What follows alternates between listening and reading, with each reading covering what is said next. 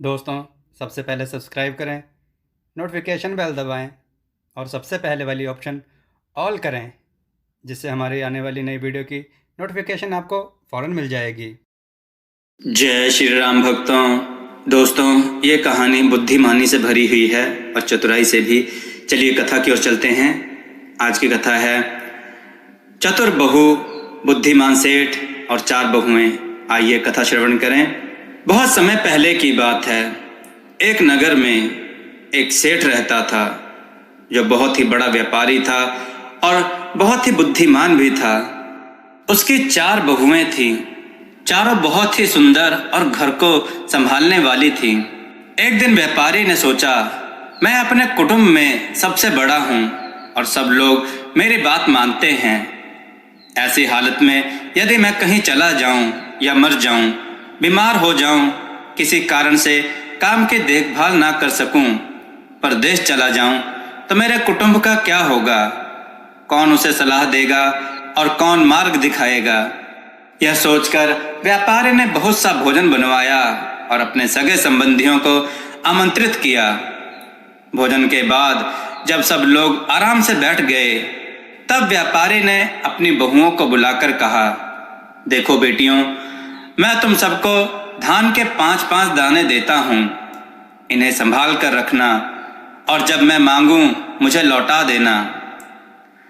चारों बहुओं ने जवाब दिया, पिताजी की जो आज्ञा, और वे दाने लेकर चली गई। सबसे बड़ी बहू ने सोचा, मेरे ससुर के कोठार में मनो धान भरे पड़े हैं, जब वे मांगेंगे कोठार में से लाकर दे दूंगी। यह सोचकर बड़ी बहू ने उन दानों को फेंक दिया और काम में लग गई। दूसरी बहू ने भी यही सोचा कि मेरे ससुर के कोठार में मनो धान भरे हैं, उन दानों का छिलका उतार कर वह खा गई। तीसरी बहू ने सोचा कि ससुर जी ने बहुत से लोगों को बुलाकर उनके सामने हमें धान के जो दाने दिए हैं और उन्हें सुरक्षित रखने को कहा है, अवश्य ही इसमें कोई रहस्य होना चाहिए। उसने उन दानों को एक साफ कपड़े में बांधा और अपने रत्नों की पिटारी में रख दिया और उसे अपने सिरहाने रखकर सुबह शाम उसकी चौकसी करने लगी। चौथी बहू के मन में भी यही विचार उठा कि ससुर जी ने कुछ सोच समझकर ही हम लोगों को धान के दाने दिए हैं।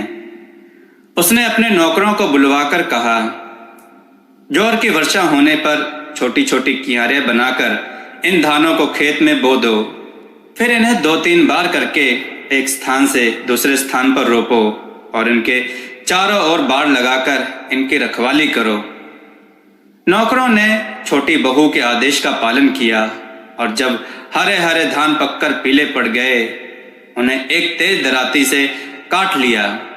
फिर धानों को हाथ से मला और उन्हें साफ करके कोरे घड़ों में भर घड़ों को लीप पोत कर उन पर मोहर लगाकर कोठार में रखवा दिया। दूसरे साल वर्षा ऋतु आने पर फिर से इन धानों को खेत में बोया और पहले की तरह काट कर साफ करके घड़ों में भर दिया। इसी प्रकार तीसरे और चौथे वर्ष किया। इस तरह उन 5 धानों के बढ़ते बढ़ते सैकड़ों घड़े धान हो गए। घड़ों को कोठार में सुरक्षित रख चौथी बहू निश्चिंत होकर रहने लगी। 4 वर्ष बीत जाने के बाद एक दिन व्यापारी ने सोचा कि मैंने अपनी बहुओं को धान के जो दाने दिए थे उन्हें बुलाकर पूछना चाहिए कि उन्होंने उनका क्या किया। व्यापारी ने फिर अपने सगे संबंधियों को निमंत्रण किया और उनके सामने बहुओं को बुलाकर उनसे धान के दाने मांगे। पहले सबसे बड़ी बहू आई।